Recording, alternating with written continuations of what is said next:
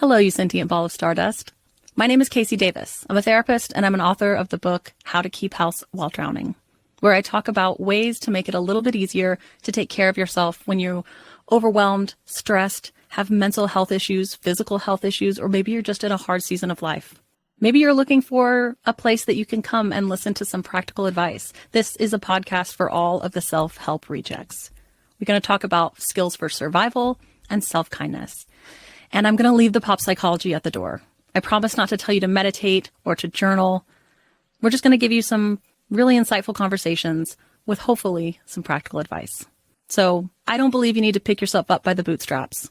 I don't want you to just try harder, and I don't believe that laziness exists. So join me over on Struggle Care, where we can find compassionate solutions that help us function a little bit better.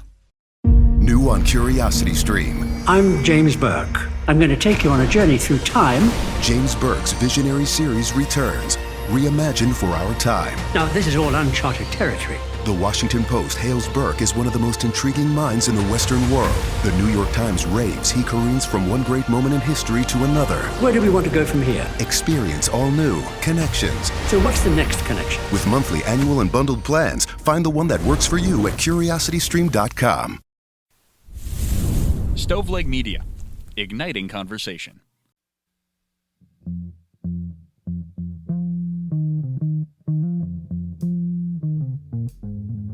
Hello, thinkers. It's me, your host, Elena Grace, and you're listening to another episode of I've Been Thinking. As always, thank you very much for being here, whether you are a new listener or an old-time friend. I so appreciate it. Now, real quick, before we get into the intro for today's show, though, I do want to remind you guys, wherever you're listening, pause for a second, follow us, subscribe, whatever the word is for wherever you're listening. Make sure that you don't miss a single episode that comes out. So the number one way to do that is definitely by following, liking, subscribing us on whatever platform you use. Now, while you're at it, while you have taken that second to follow and like us and subscribe and whatever the words are, wherever you're listening, also make sure that you're following along on social media. That way you don't miss anything there, okay? We post funny stuff there. You get a little bit different personality sometimes there, that kind of thing. So follow along, and that way you know what's coming next as well. And then finally, I want to remind you guys that if you want to support the pod, the number one way, of course, is to listen, to subscribe, and to share with your friends. Okay, so share, recommend the podcast to someone else. That is the number one way that we grow. I also want to ask you to leave us a review. It doesn't have to be a 5-star review, but leave us a review wherever you're listening, especially though on Apple Podcasts or on Spotify. And that is immensely helpful. And that is how we grow as well. And finally, check out our Patreon. We've got tons of extra content on there, exclusive content to Patreon. And that is also how you can listen to the podcast early and ad-free. Every episode early, ad-free. So, that being said, links to all of that can be found in the show notes. Patreon.com/I've Been Thinking Pod. Our social medias are at I've Been Thinking Pod, www.I'veBeenThinkingPod.com. Basically, search I've Been Thinking or I've Been Thinking Pod, I've Been Thinking with Elena. You'll find us, okay? So, thank you for listening to that spiel. Now, today's episode, the reason you're here, the number one reason you're here, is for this absolutely incredible, fun, interesting episode with dear old friend of mine. Today, I introduce you to Collin Ruegg. He is one of my good friends from my college days back at Transylvania in Lexington, Kentucky, and Collin is still in Lexington. You can find him at Comedy Off Broadway and various other comedy clubs in town because Colin's a stand-up comedian now. He works an office job during the day, and at night, he is absolutely killing the game.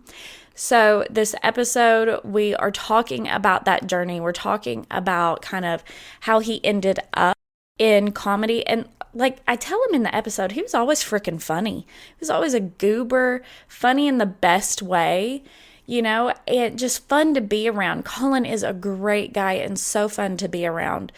And one of my favorite things about him is how much he's grown. And I am so incredibly proud of him. I was like a mother sometimes to his group of friends back in college. And I definitely miss those days. Sometimes that was so much fun. But I was kind of a group mom, and to see how, or at least I thought of myself as that, to see how much he's grown and matured, but also how much of himself is still so much the same and fun loving and all of those things. It's so beautiful. It's so beautiful to watch your friends grow.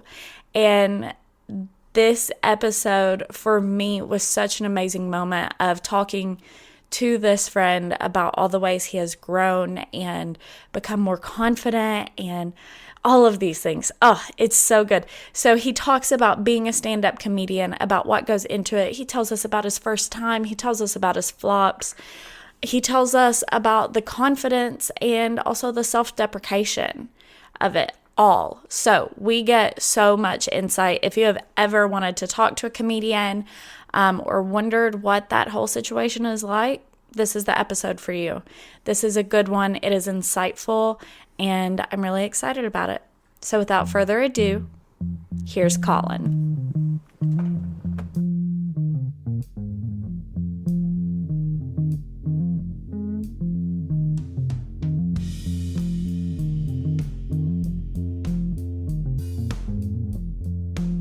Thank you for having me. My name is Collin Ruegg. I am a part-time comedian, full-time not-so-funny guy who works at a boring Wesco Annixter, so. You are, I love part-time funny guy. Okay, that absolutely perfect to describe you. So Collin and I know each other from college. We went to Transy together. And you were always hilarious back then too. I'm not gonna lie.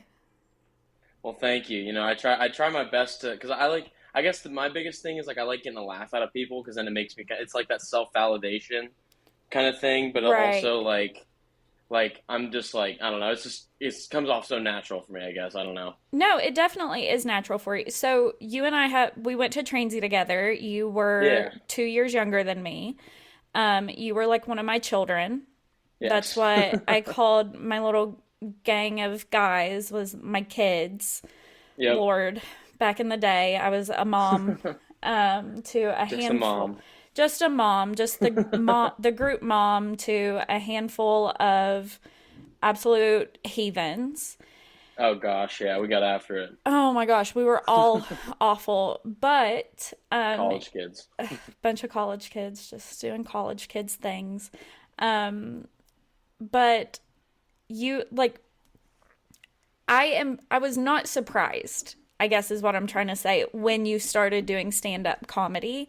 That was like one of the least surprising things I have heard maybe ever when you started like posting about your shows and that kind of thing because it feels so natural for you. Well, thank you. I Of appreciate that. course. What got you to the point that you decided to like get after it, go for it, start doing stand up?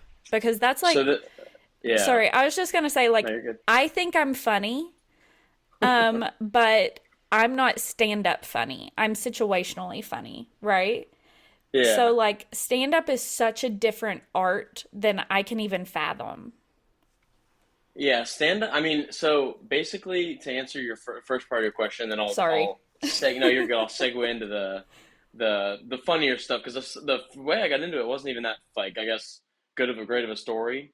I guess what happened was is I was at work one day, and one of my coworkers was like, "Hey man, like, have you ever thought about doing stand-up comedy?"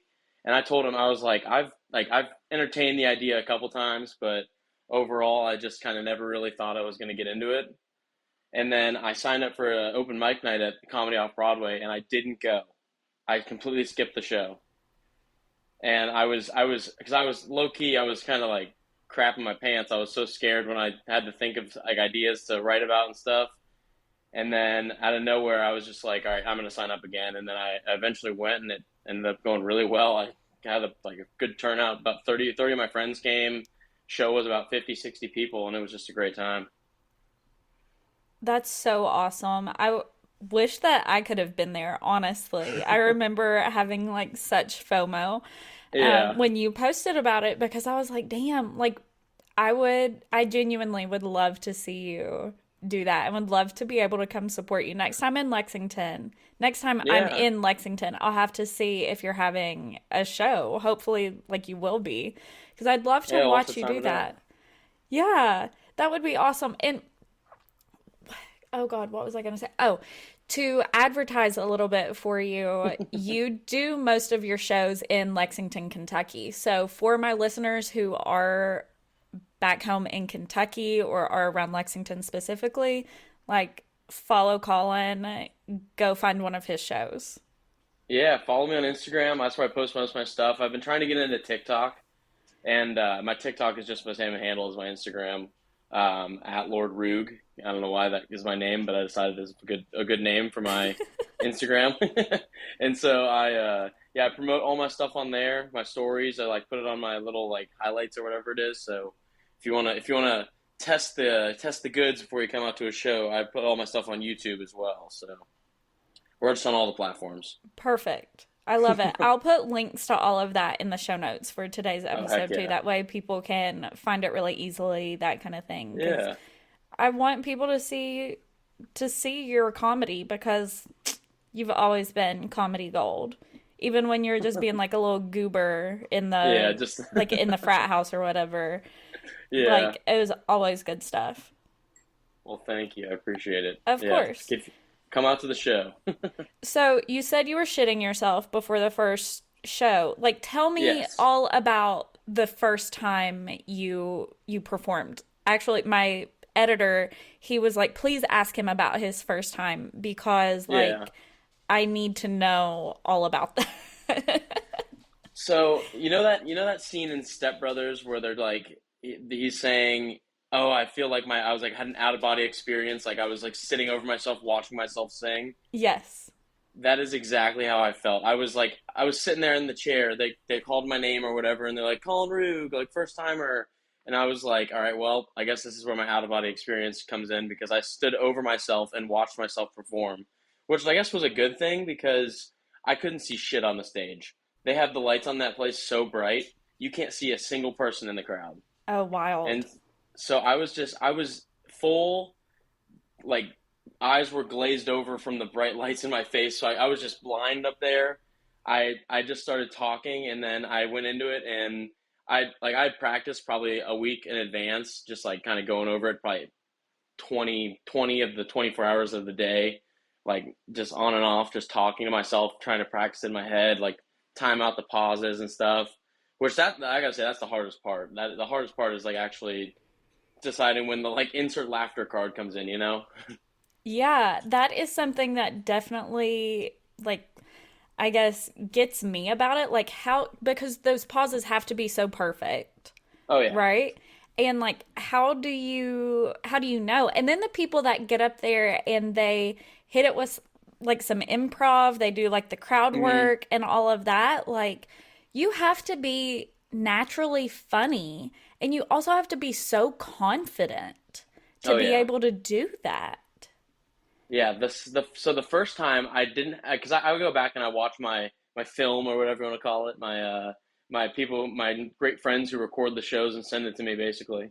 I watch my basically my timing, my crowd reaction, and my overall just delivery of like the punchlines and everything. I try to like see I count in my head out the seconds like before a laugh comes or how long I respond to a laughter because that's like the biggest thing I've like found out is like the way you respond to laughter is how well your show's gonna go. Because my second time I went up there, I in my opinion bombed. I didn't even post that one on the Really? internet because I thought I did so bad because I kept interrupting myself basically. Oh, interesting. Yeah, I'll have to put that one on YouTube just to humble myself a little bit. So Yeah, I mean, and honestly, if nothing else, that's like, I guess, a learning experience for other hmm comedians. And because it was clearly a learning experience for yourself. hmm Um, but I think that's also kind of a perfect example of transparency in that, yeah, like, nobody's perfect, even if you think like Jeff Foxworthy or whoever. That's literally the yeah. first comedian that I could think of, right? Even if you, I You're old. actually, I'm yeah. just kidding. Oh, I'm elderly. You have no idea. No, Ron White is actually the one I thought of immediately, but like his face, I couldn't think of his name. Yeah. Anyway, point is, um, even if you think that they're always hilarious and their delivery is always perfect and all that stuff, like obviously they had to come from somewhere. They weren't Oh always yeah. perfect. So I think that that level of transparency and that clear growth is always really important for an artist of any kind. You Oh know what yeah. I'm saying? I definitely agree with you there. How have you, I guess, so you've talked to us about how you've practiced and how you've been like learning and growing your craft, but I guess what else have you done? Like, do you study people? Do you study other local comedians or like what can I ask about that? Oh yeah, no, yeah. That's a great question because the answer that you would love to hear isn't the answer that I think you're going to hear because I honestly don't really watch stand-up comedy. I have seen Bert Kreischer's all his specials.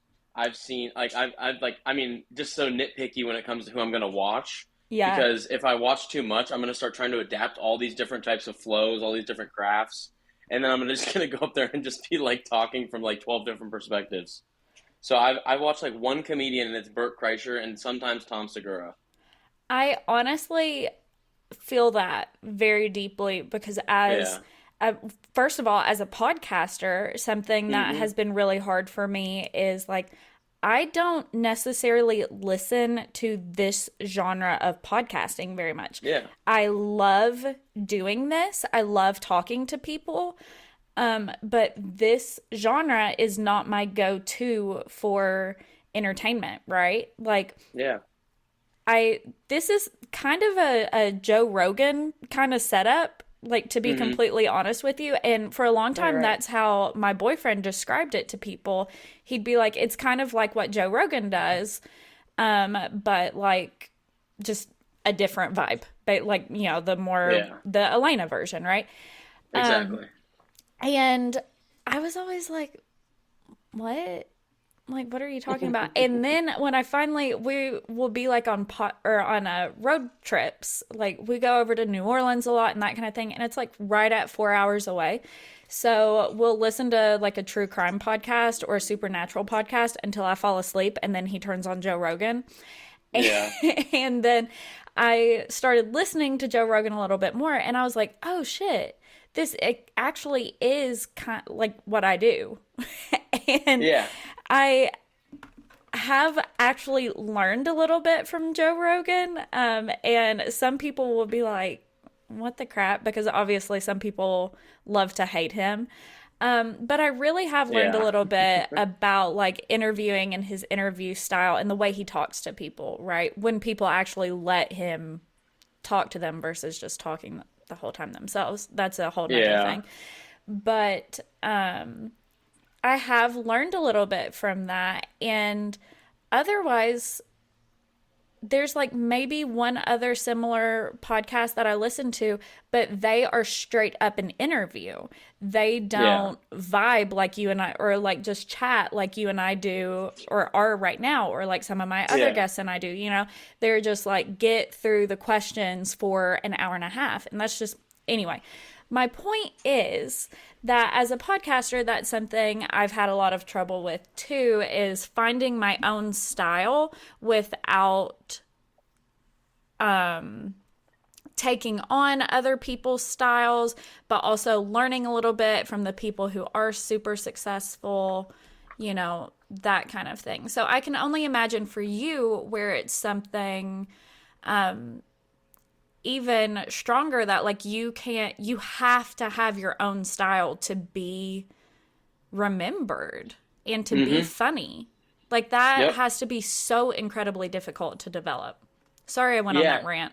No, no, you're good, because that was all. I mean, that's so pertinent to like every type of, I guess, media or whatever, like influence or whatever you want to call it. Like from podcasting to stand-up comedy to just reading the news on a news station, you have to be able to kind of make your persona up, because if you like, yeah, everyone tries to be so different, but like if you go back down to like the nitty-gritty of it, like just the ins and outs, the ones and zeros of the whole situation or whatever you want to call it, everybody has kind of a similar taste to it. Like if I'm gonna try to mimic Bert Kreischer, I have to do that, but I have to do it in a way where they're gonna say, oh, that's not just Bert Kreischer's like offspring of comedy, that's Collin Ruegg, like he's his own style, but like he kind of reminds people of Bert Kreischer. Like that, I got to pull from the big names to kind of create my own name, if that makes sense.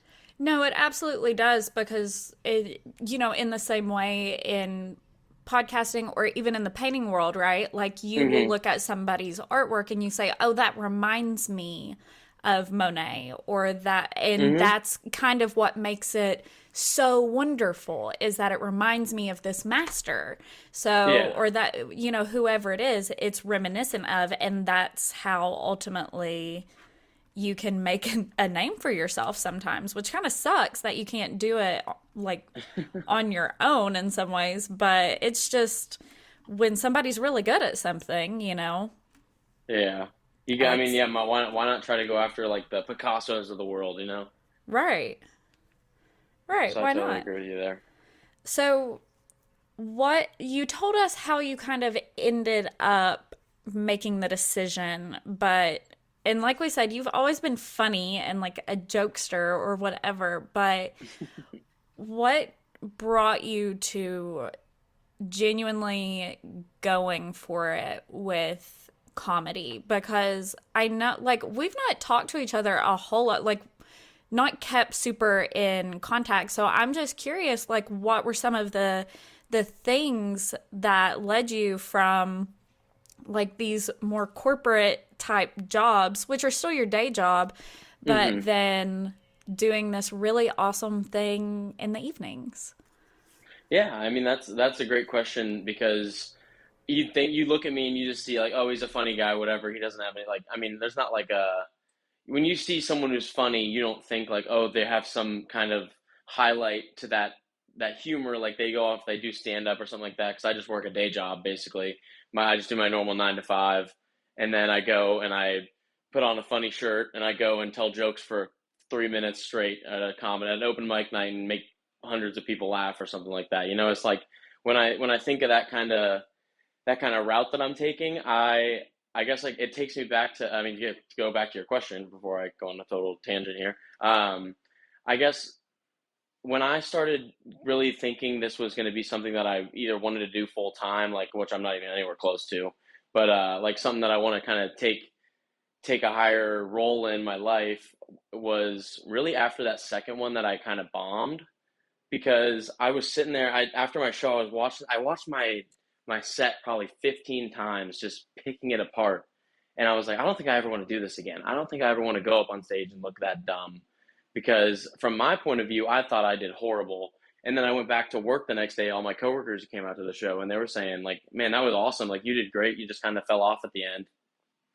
And like, other than that, I mean, I was just like, damn, they're pretty right. Like, I mean, like some of my best jokes were in that skit, and I want to pull from them again because I want to get that delivery down. But I mean, like, just that, I guess getting to the point of wanting to quit kind of helped me push through to like think like I want to keep doing this for like a while and see where I can take this, you know?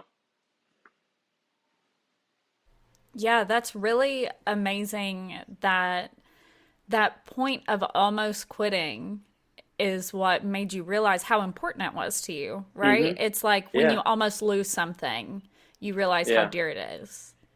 Exactly. Because I mean, I just wanted to. I've always wanted to make people laugh, and like I value my humor, and I value like other people's response to my humor.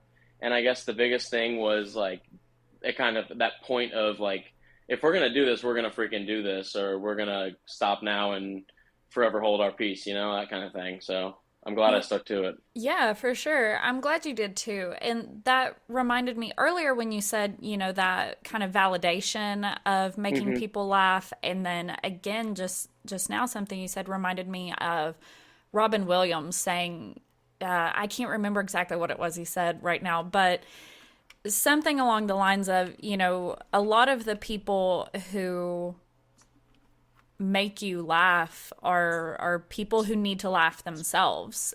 Oh yeah. And I think that for a lot of comedians, a lot of artists of all kinds, that's where it comes from. The people who want to show you laughter or joy or beauty or whatever are the people who Hmm. need that so desperately themselves. Yeah, I totally agree with that. Like, I mean, some of the funniest people you see out there are the ones who are sometimes either going through it the hardest and they're trying to find a way to cope, or they're the ones out there who realize that other people are going through it the hardest and they're trying to help them out. So like, you gotta find that Yes. happy median. Yeah, absolutely. Absolutely. Yeah, realizing how much other people need that, I think, is Hmm. always a really important motivator for a lot of people too, because exactly what you said.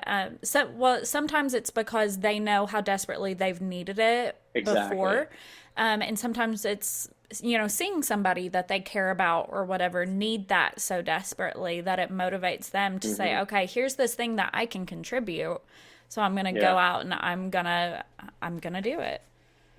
Yeah. I totally agree. Yeah, I think comedy is definitely like an underappreciated art, to be honest with Yeah. you.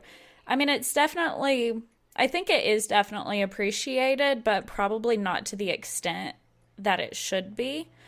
Like, I know I love watching even just like the 30-second TikTok clips of it or Hmm. whatever from like the Laugh Factory or whatever. And so that's kind Yeah. of what you're doing with your TikTok, right? Yep. I'm just pulling little clips, and I'll like the ones I think are best for like I guess that 30-second kind of grasp, because I mean TikTok is so like ADD, I guess, if you want to put it, Oh, like it's like you got to have their absolutely. attention for 30 seconds, then it's over, they're scrolling to the next TikTok. So I take my best 30-second clip that I can find, and I throw the little captions on there so people who don't want to even listen can read it or whatever, and just I put it on there, and then I put my promotion at the end of it, and I try to get that little chuckle, that at least get a laugh out of somebody. So that's where I go from there on TikTok. Has it been, I guess, surprising for you how much like marketing and stuff that you have to do for yourself to kind of gain success in Oh yeah. the Yeah, I mean, Yeah. sorry, I didn't mean to No, no, interrupt you, no, no, but no, no. You're just fine. Tell me more about that because it's something that has surprised me, I guess, as a podcaster and an artist. yeah, no, you're spot on, because if I don't tell my coworkers or tell my friends to come out to the shows, I would be like some of the people who I see go up before and after me at these open mic nights and just have dead silence. Like, it's good to have your friends in the crowd, because they're that sign that says insert laughter now. They're the ones who are helping me get the first laugh from a stranger, I guess. So having that marketing there is so useful, because if I didn't have my friends there and like just like people I know, it would make it so much harder. Oh, for sure. I mean, I know that for the podcast, even if there are regular listeners who know it comes out Hmm. every other Friday or whatever, I still Hmm. have to say, hey, there's a new episode today for people Yeah, to go friggin' listen to it because, like, I don't know. It's just like people want to be told what to do, kind of. So, in the same way, like, yeah, your friends, your coworkers, whoever are hitting that first laugh and giving other strangers the permission to laugh basically, yeah. also. Like, it's crazy how much socialization goes into what people think is funny. Oh yeah. Because, I mean, like, if Yeah, go ahead. Sorry. No. You go ahead. You go. You've got way more insight into it. I was just gonna say because like I could tell a joke about something that doesn't make sense to end like that's and like I guess that's a whole can of worms if you want to open that thing up because the getting into like what makes people laugh and what people can relate to is so important for comedy because if I didn't say something that like everyone understood, I'm getting four laughs out of 100 people, like that guy. If everyone can come together and laugh at the same thing, it makes it so much more funny. Right. Oh, I would love to open that can of worms because what people think is funny is so interesting to me. Like Yeah. the fact that so in college, for example, when I first got there, I did not I don't know, my sense of humor was very different. And then, Allison, my BFF, Yeah. she'd be making jokes about like, oh, my dead grandma or whatever. And I was like absolutely taken Shell aback. shocked. I was like, what did you just say? Oh my gosh. Yeah. Literally shell shocked. And now I think that shit's hilarious. I made a joke about my dead grandpa the other day. Is it because Yeah. I'm coping with it in a healthy way? No, it is not. But the point is, I'm getting to the point where I can make a joke about it. So, we're getting somewhere. So, Oh, yeah. Anyway, what people think are funny is what people think is funny is so interesting to me. Yeah, I mean, I so like there's different routes you can take in comedy. You can take the current news type route or something like that, or you can take the self-defamation type route where you just make fun of yourself the entire time. And that's kind of the route that I developed is like I have so many just silly stories about myself of just doing stupid stuff or someone else that I know doing stupid stuff that I can make a spin off and like tell a whole set about this one silly thing. Like I have a whole set about when I got peed on in Boy Scouts. Like this kid accidentally like peed his pants and it was standing on top of me when I was like laying down in the tent. Like that type of stuff. I could make a whole set about that and just like I posted on my TikTok the clip when I told that joke and then I interrupted myself and I totally ruined the joke because I didn't know anything about delivery, but I mean, the laughs I got out of that, just like everyone coming together, laugh at this kid who got peed on, I mean, you're laughing right now. Yeah, It's I just can only so imagine. easy. Oh yeah, it's just like stuff like that gets so easy, and then I could tell another story where people are just kind of like, that's kind of sad, and then Right. nobody laughs. That is so funny. I can definitely see self-defamation kind of being your thing just Hmm. because of like the fact that I know you, that I've known you Yeah. for a while, and that I know just jokes you've casually told before or ways you've made people laugh in the past. Do you think that self-defamation has to have like a certain level of actual self-confidence behind it for it to actually deliver a laugh without it Hmm. being like sad? Yeah, oh, 100%. Because if I can't if I tell you a story about how I got peed on by a kid and then he ended up crying, you're just gonna be like, that kid is so sad. Like that is actually like the saddest thing I've ever heard of. And then, but if I throw a joke in there, like I open it up by saying, "Hey, has anyone ever been peed on before?" Nope, just me. All right, well, that's good. And like just something like as simple as that, just like opening up the floor for other people to kind of take a second to see if they can relate to it, and then they're like, "Wait, what the hell? No, I don't relate to that." And then that's when the laugh comes from because they're like, tell me more about why this kid got peed on. And then I'm sitting up there as confident as hell, just telling these people about the story of the time in fifth grade a kid peed on me. So just that Okay, kind of stuff is really easy to get into. that slip, really important. Were you the kid that actually peed, or did you get peed on? No, I know. I'm upset I said that because I know you heard it. No, the kid. I was laying in my tent, just like, and I got woken up to a kid crying, telling me he has to pee, and I'm like, dude, like, just go out in the backyard. And he's like, I don't know where. I don't know what to do. And then he just starts peeing, I didn't even get the most. I got like a little bit. I got like 20% of it, and then the kid next to me who was still dead asleep got like about the rest of the 80%. So I wasn't even the true warrior of the story. That's awful. It's absolutely awful.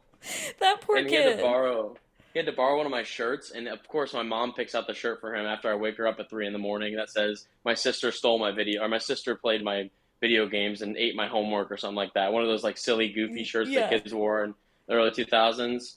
And so he had to return it to me the next day at school, and it was just the most embarrassing thing in my life. Oh my gosh, traumatizing. But here Yeah, you are making jokes about it. I know. I guess that's like trauma is the best form of laughter for me, I guess. So I think it is for a lot of people because if nothing else, we can all relate to having fucked up stuff happen to us, yeah, right? Or like 100%. most people can at least. And whether it's the same things or the same kinds of things or not, that doesn't really matter because I think that feeling of, oh, other people have been traumatized too, that Hmm. like says a lot. It creates a sense of community, and I think that's a lot of what comedy does. Don't do you? Oh yeah, I think it's a situation where a bunch of people can come together and laugh for however long the set is at someone else going through something that they've probably been through themselves, and that's why they can laugh about it. Because I mean, I think a lot of the times we take situations like that and we're just extremely embarrassed, like, oh, I got peed on by this kid, and then like 20 years later, I'm like, I got peed on by a kid, and I'm laughing about it Right. instead of freaking out about it. So I guess that's the best part about comedy. Oh, for sure. For sure. I mean, I just think about some of the dumb things I did as a kid or in high school or in college, right? And Hmm. now I tell people those stories sometimes and they're like absolutely horrified. I'm Yeah. like, y'all, this is hilarious. Like, how can you not see that? Oh God, like the time one of our friends, Tyler, bleep this name out,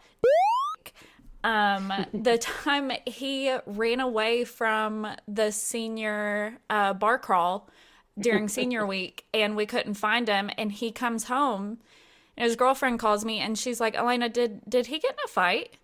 I was like, no, he literally left like 10 minutes ago. He was telling her he got in a fight on the way home. He gets home, he's covered in blood. He tried to climb over a fence and fell off of it. And that's what, Yeah. and you know, you tell somebody that story and they're like, what the heck? Why was he so Yeah. whatever? They're like worried about him or whatever. And I'm like, that's hilarious. Yeah, He exactly. was drunk off his butt. He was too embarrassed to say he fell off a fence that he shouldn't have been climbing in the first place. And he told Yeah. everybody he got in a fight, and that's why he's literally covered head to toe in blood. Like, what the Yeah. heck? Or in his mind, he went and he actually fought the tree, started throwing punches at bark, You like not know even he a real probably person. did.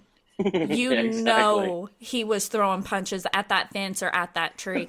And honestly, the best part of it to me is that's not the only time I have a story with him involving falling off a fence. Yeah. So, I So mean, history repeats itself. history repeats itself. Like, so, but yeah, those just like those shared traumas, shared experiences, whatever. It's definitely a really incredible way of relating to one another and creating community and just like coming together, if nothing else, to laugh at somebody else's misfortune. Hmm.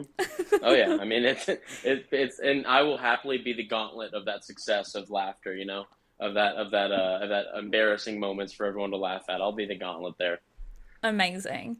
And that, I think, I just want, like, I know I've kind of said this before, but I think that willingness to sacrifice your pride, your ego, whatever it is, for others' laughter and enjoyment says so much about a comedian's about their confidence, but also about their like love of community and love Oh yeah. of other people. Their willingness to let other people laugh at them, Yeah. basically. Yeah. Because that's not something that somebody with a big ego or somebody with Hmm. ego insecurities or anything like that, like, which is not to say that comedians don't have their own insecurities, et Hmm. cetera, but you know, you have to overcome that to be that person that is getting sometimes laughed with and sometimes laughed at. Yeah. And the only difference between those two things is the type. I mean, I don't know. There really isn't even a difference when it comes to like when you're on stage going through it. I don't care if you're laughing with me or laughing at me at some point. I'm just glad you're laughing. Right.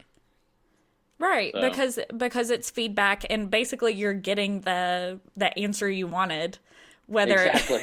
whether it's like in math class, whether you're getting it the right way or not, you're getting the right answer. Yeah. Whether you did some crazy math on your hands or you actually typed it out on a calculator, you get the answer to Literally. the problem. Yeah, exactly. All right. I should have asked you, like, has there ever been anything that you've been scared to talk about, or have you ever thought like, oh, what if my grandma hears this or something? Oh, my mom's heard it all, so I have no fear anymore. No fears. All fears have been unlocked. Absolutely incredible. I love that. I love because that's honestly something that I struggle with the pod is like, oh, can I like should I say that? Should I bring that up? Like my mom Hmm. listens. What will and sometimes she calls me and she's like, Elena, why'd you say that? And I'm like, because it's real. Yeah, no, I mean half the stuff. My mom has heard me talk about masturbating, and my mom has heard me talk about taking Delta 8 gummies and stuff. Like I'm dead. she's heard it all now, and they can't say anything because I'm like, Mom, it's all for a joke. Like just get over. Oh, excuse me, get over it. Right. Like yeah. It makes people laugh. That's what the job Yeah, is. yeah, exactly. I mean, I'm getting a laugh out of it, and I like doing it. So if you don't like that, don't listen. Don't listen, literally. How Exactly. funny. My mom sends me articles every once in a while, and these are, again, like articles from some like random blogger or something. And it's like Hmm. 12 reasons why you shouldn't use curse words in your podcast. And it's like, Christian number, moms unite. yeah, literally, it's from Moms Unite, moms against the fuck word, the Cussing. fuck Yeah, word. yeah, exactly. The fuck word. Anyway, and I'm like, and it's like reason number one, some people might not want to hear them. Reason number two, some of your followers might unfollow you. And I'm like, these aren't even good reasons, first of all. Second of all, this is Yeah. literally your agenda, Karen. Yeah, I know. What the hell? Like, What just get the over hell? it, and like, if you don't like me saying fuck, then fuck off. Like, Yeah, as simple as that. like you should, it's your husband's favorite word. Why don't you like me saying it? Yeah, exactly, exactly. Oh Literally. my God. Well, Colin, is there anything else you'd like to share with us about comedy or about like your journey or something you want to make sure that you hit on during this episode? Yeah, I mean, the biggest thing for me is just if you don't know anything about stand up or you've never been to a show or not even just an amateur one, like an actual full-fledged comic or comedian who is on a who is on their tour or anything like that, just give it a chance, you know? I mean, come out to a show. I got two this week, one on Zoom for Transy, one at a local coffee shop at 8 p.m. on Thursday. You know, if you got time, come out, see the show, or just watch some stand up online. Just like understand that like these people are putting themselves out there, and give them a laugh. You know, it doesn't hurt. Yeah, it's very raw and very vulnerable to Yeah. do it. So, just why, like, it's literally free to laugh at Oh yeah. somebody. Exactly. So, Exactly. why not? So, wait, I have a Yeah. question about the Zoom one. I did see that Yes. in one of the alumni emails. Yes. Um, so like, are people going to be able to laugh at you on the Zoom call? Your guess is as good as mine. I I have can't no idea. I cannot wait to see how this works. I actually am really I glad can't you either. reminded me of that because I am going to try to log on for it. Yeah, Transy alumni, come on out and watch me either sit there and wait for a pause and you laugh when you're muted button, or me somehow find out that you're laughing. I don't know. I have no idea what's gonna happen. Okay, I'm going to try to log on and like I'll be the one typing in the messages. Yeah, just send a hand clapping emoji or something in like the little Zoom thing, you know? Like just give me some sort of feedback so I'm not sitting there Oh staring at my my God. screen. This is going to be comedy just to see how this works out. Oh yeah, I agree. I'm excited. Incredible. Well, I'm excited you're excited. And I'm so glad you came on the pod today and talked to us about this because Yeah. I've had a comedian on the show before, but never talked about it quite like this. So I'm really hopeful that people enjoy this discussion about the vulnerability and I guess the confidence as well that goes into comedy because this has been really fun. Yeah, I hope someone gets on the stage with me sometime after listening to this. So thank you for having me. Thank you so much, Collin. And again, for all the listeners, all of Collin's social media handles and links and everything will be in the show notes. So you can find them super easily. Thanks, Thank bud. you. Of Thanks, course. see ya.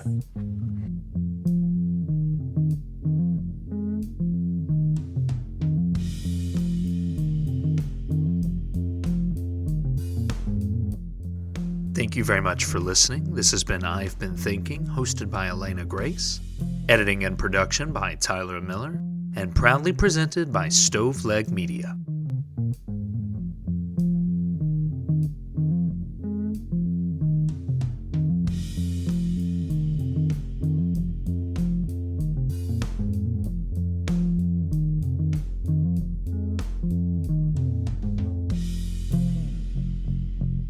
Hello, you sentient ball of stardust.